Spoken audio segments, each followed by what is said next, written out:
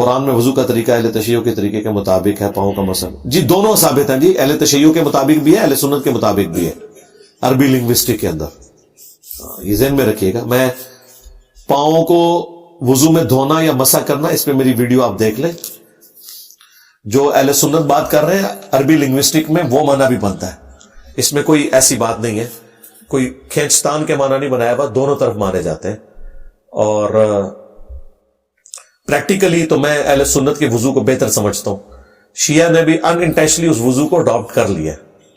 آپ دیکھیں میجورٹی اہل تشیع وضو کرنے سے پہلے پاؤں دھوتے ہیں، آپ ان سے پوچھیں کہ یہ پاؤں آپ کیوں دھو رہے ہیں، وہ کہتے ہیں اس لیے کہ پاؤں کے اوپر گرد لگ جاتی ہے، اور اگر پاؤں میلے ہوں مٹی والے ہوں تو ان پہ مسا نہیں ہو سکتا، کیونکہ کھال چھپ جاتی ہے مٹی سے، بھلے وہ ہلکی سی لیئر بھی ہو، ٹھیک ہے، اس لیے پھر وہ پہلے پاؤں کو دھوتے ہیں، اس کے بعد پاؤں کو خشک کر کے اینڈ پہ وضو کے بعد پاؤں کے اوپر مسا کرتے ہیں۔ تو انہوں نے بھی ان انٹینشنلی یہ مان لیا کہ پاؤں کو دھوئے بغیر گزارا کوئی نہیں ہے۔ مسا پتہ کس پاؤں پہ ہوگا؟ جو پاؤں میلا نہیں ہوا ہوا۔ مثلا آپ یہاں پہ بیٹھے ہوئے صاف ستھرے ماحول میں، ایک بندے کا وضو ٹوٹ گیا، ٹھیک ہے، باہر جا کے وضو کرے، پاؤں پہ مسا کر لے، درست ہے۔ لیکن ایک بندہ باہر پھر رہا ہے، کسی سواری پہ سوار ہے، مٹی اس کے پاؤں پہ لگی ہوئی ہے، اب وہ اگر پاؤں کے اوپر مسا کرے گا تو مجھے بتائیں ہاتھ بھی کیچڑ آلود ہوں گے کہ نہیں؟ پاؤں پہ بھی کیچڑ کی لیر بن جائے گی کہ نہیں؟ اس لیے ان کو پہلے پاؤں دھونے پڑتے۔ تو مسے والی بات بھی درست ہے، وہ کس صورت میں؟ جو میں نے آپ کو صورت بتائی۔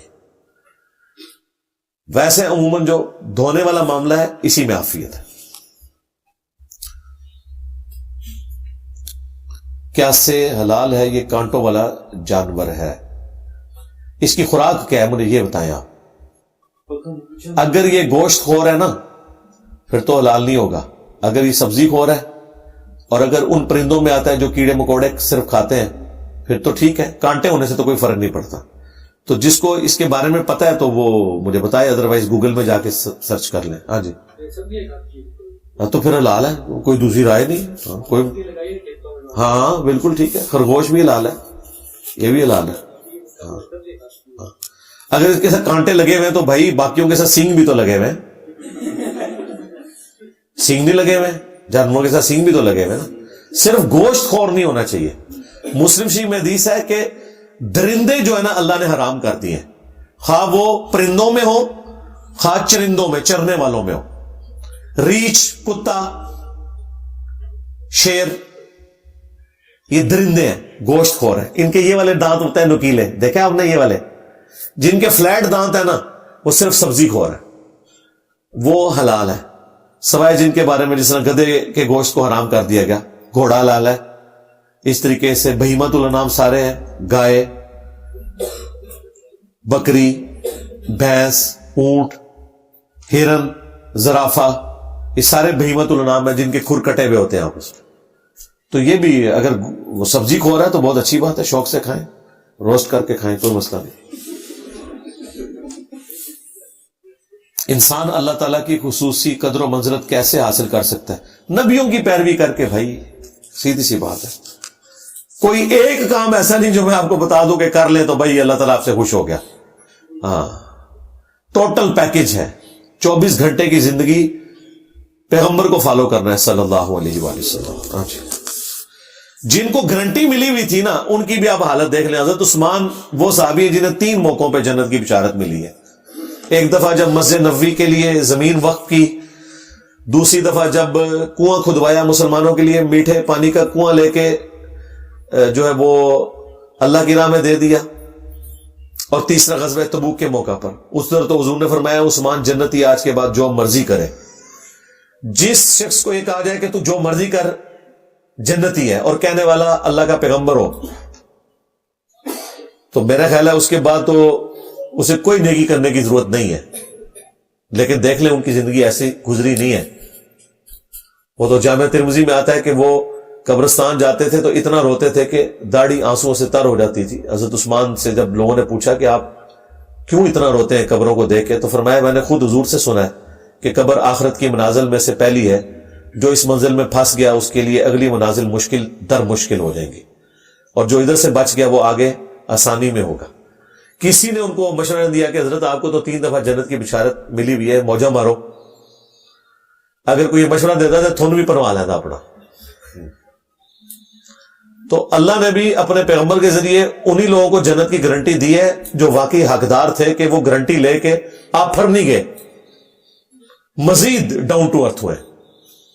خود حضور کے بارے میں آپ دیکھ لیں, بخاری مسلم میں حدیث ہے, آپ کے پاؤں پہ ورم پڑ گئے قیام اللیل کی وجہ سے. صحابہ نے کہا یا رسول اللہ نے تو آپ کی اگلی پچھلی خطائیں معاف کر دی ہوئی ہیں, قرآن میں آیت نازل ہو گئی ہے, کسی پیغمبر کے لیے یہ آیت نہیں نازل ہوئی.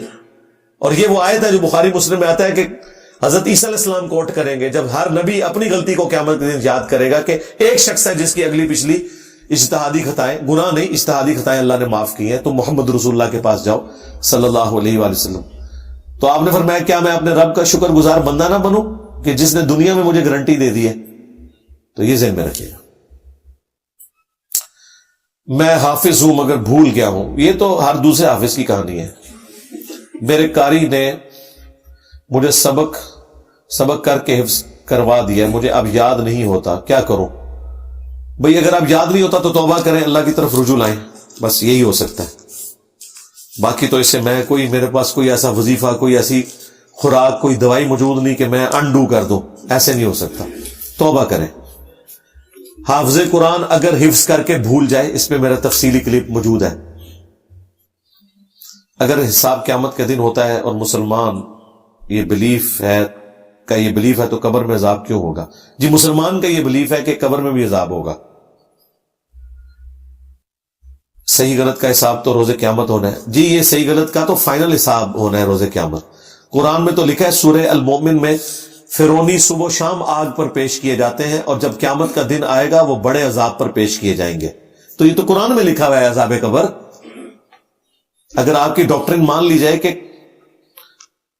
قیامت کے دن جو عذاب یا حساب و کتاب ہونا ہے اس سے پہلے اللہ عذاب نہیں دے سکتا, تو اللہ تو خود بتا رہا ہے سورۃ المومن میں کہ فرعونی صبح و شام آگ پر پیش کیے جاتے ہیں اور جب بڑا دن آئے گا وہ تو بڑے عذاب پر پیش ہوں گے.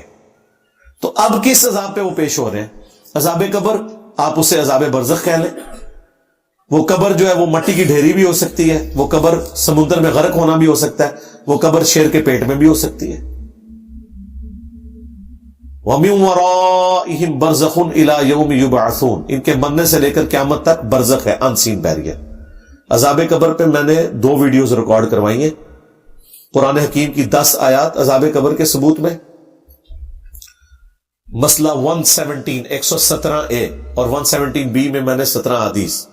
قرآن والا پورشن الگ رکھا ہے تاکہ کوئی اعتراض کرے جی قرآن میں کہا ہے تو لکھا ہوا ہے بھائی.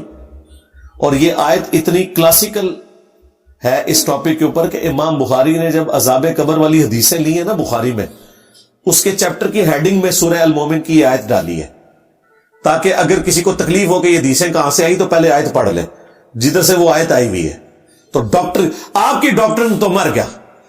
ہاں آپ نے کہا تھا کہ قرب قیامت سے پہلے جو ہے وہ عذاب نہیں ہو سکتا, وہ تو قرآن نے بتا دیا. اور یہ تو میں نے ایک بتایا ہے. پھر سورہ النساء میں, سورہ الانعام میں اور سورتوں میں آتا ہے کہ جب گنہگار لوگوں کی موت کا وقت قریب آتا ہے تو ان کے منہ اور پیٹھوں کے اوپر فرشتے ہتھوڑے مارتے ہیں. تو آپ کی ڈاکٹرن مان لی جائے تو قیامت سے پہلے تو تھوڑے نہیں پڑنے چاہیے, بھی تو حساب کتاب ہی نہیں ہوا. اور یار وہ فائنل حساب ہے, اللہ نے تو حساب کیا ہوا ہے نا.